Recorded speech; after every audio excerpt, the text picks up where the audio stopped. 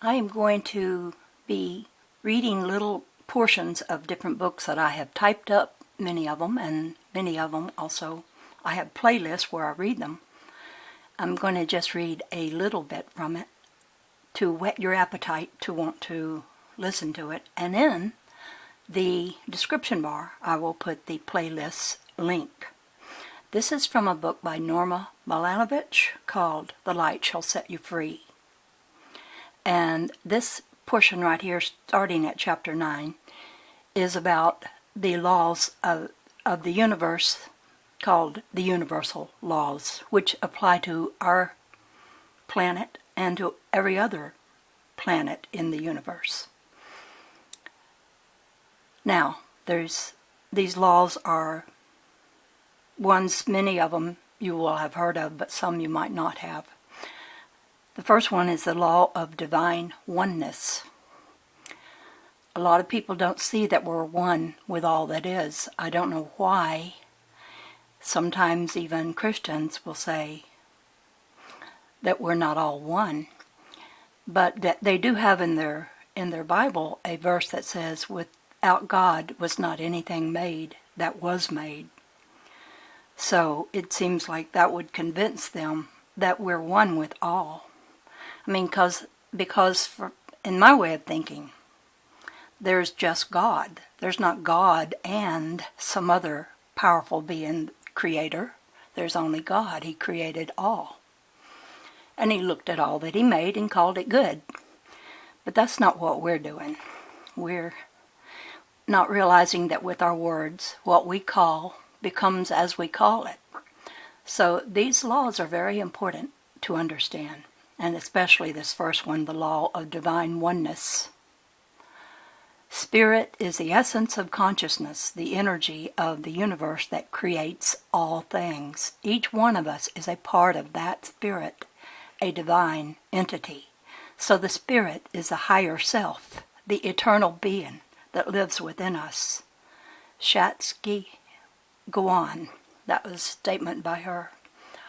Our thoughts, our visualizations, and the language by which we express our thoughts are some of the most powerful tools we have for spiritual growth.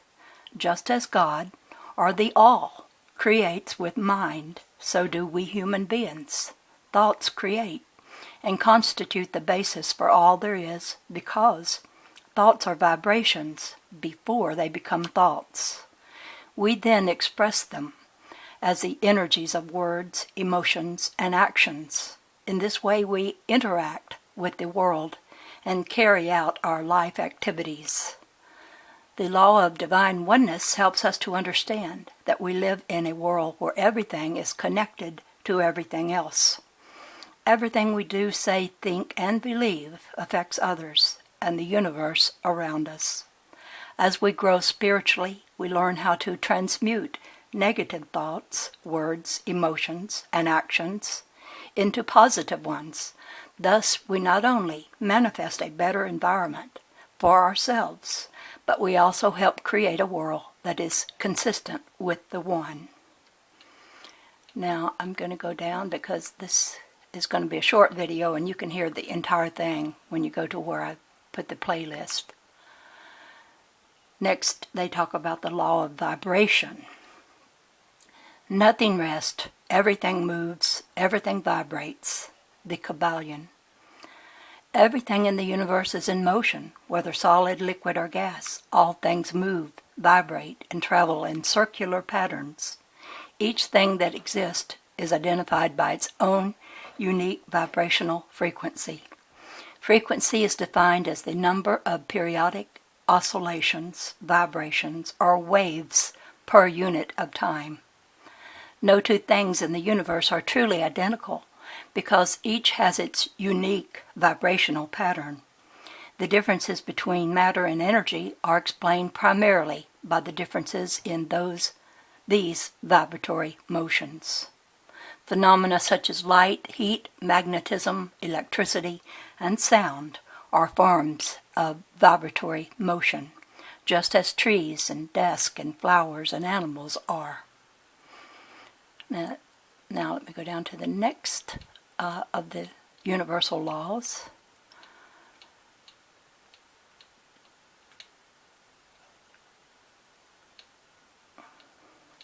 The law of action. Action should culminate in wisdom, the Bhagavad Gita. I never pronounce that right. Many of us work with personal issues or with larger social causes to try to make our world a better place in which to live. Involvement with groups in an attempt to achieve a goal is often frustrating. We often can attract others who seem sincerely committed to the concern at hand. We can make plans, but unless there is a visible crisis, it is often difficult to get people to carry through at the level of action needed to solve problems. It seems that we move from problem to problem without demonstrating the actions required to make significant steps towards solving the problems.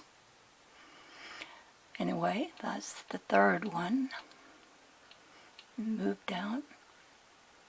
Law of correspondence. This one I love because I see into light. I see lots of things in light, and I even film it. I show it with my pictures of orbs because light moves orb-like and reproduces itself. And I know because of this law right here, this law of correspondence, that what is in the very tiny is in the very big. The same principles work in both, as above, so below, that sort of thing. Law of correspondence. Long before the emergence of the new physics, many spiritually minded and artistic people understood the unity and wholeness of the universe. William Blake wrote, "To see a world in a grain of sand, and a heaven in a wildflower. Hold infinity in the palm of your hand, and eternity in an hour."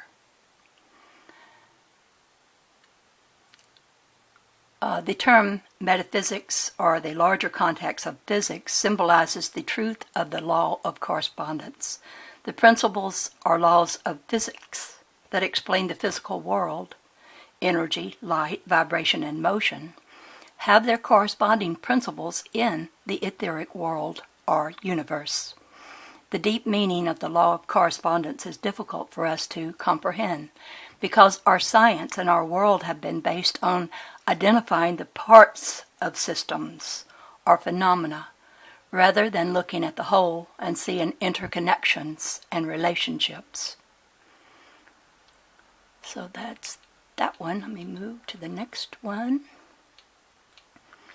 I hope I'm getting some people wanting to read this book. The law of cause and effect. Every cause has its effect. Every effect has its cause. Everything happens according to law. Chance is a name for a law not recognized. There are many planes of causation, but nothing escapes the law. The Kaballion. Many people live their lives responding to the events around them and never take the time to determine what is really important to them. This lack of goals or inner directedness places them in the position of being victims to the pressures of daily life. A major problem in their lives is lack of will and lack of clarity regarding goals or life directions. They are experiencing the results of the law of cause and effect without realizing that they have the ability to influence the effects of the law in their lives. So you see, that's a very important chapter. The law of cause and effect. Law of compensation. If you help others, you will be helped. Perhaps tomorrow, perhaps in 1,000 years, but you will be helped. Nature must pay off the debt. It is a mathematical law, and all life is mathematics. I can't pronounce his name there. The law of compensation is the law which helps us to understand abundance and how we can deal with financial matters. The law of compensation is the law of cause and effect as applied to blessings that are bestowed on us. While the law of cause and effect deals primarily with events, the law of compensation deals with the material and spiritual gains we receive in life. It is in the manifestation of this law that we see the visible effects of our deeds, as they are given to us in gifts, money, inheritances, friendships, and blessings. Now on to the next law. The law of attraction. What is hidden within will dictate what will appear on the outside. El Morya uses it. He's one of the ascended masters. Most of us have had chance experiences in which our needs were met at exactly the right time. The page you turned to in a book which gave the information for which you were searching. The stranger who sat next to you who answered a question you'd been thinking about, or the money that arrived just when you needed it. These are examples of the law of attraction. So that's a very good one to read more about, that law. Now the next one, I think, the law of perpetual transmutation of energy. Good thoughts will produce good actions, and bad thoughts will produce bad actions. Hatred does not cease by hatred at any time. Hatred ceases by love. And those are the words of the Buddha.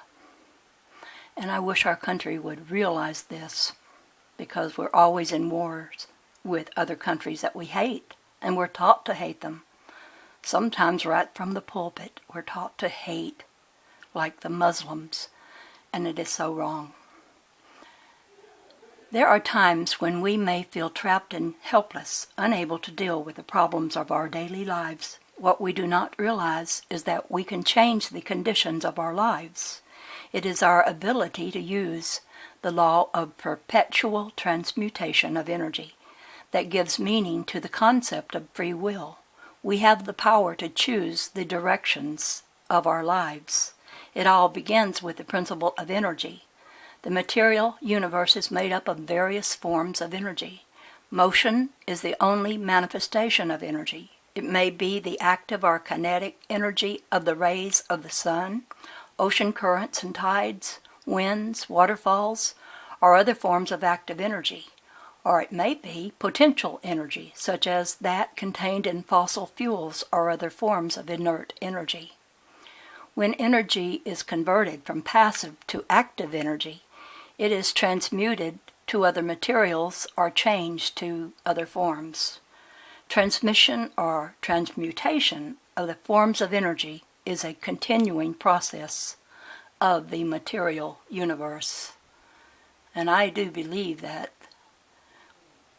my interjection here, that this law would help us to achieve finding a way to get free energy from understanding this one thoroughly. Something that our world is in desperate need of right now.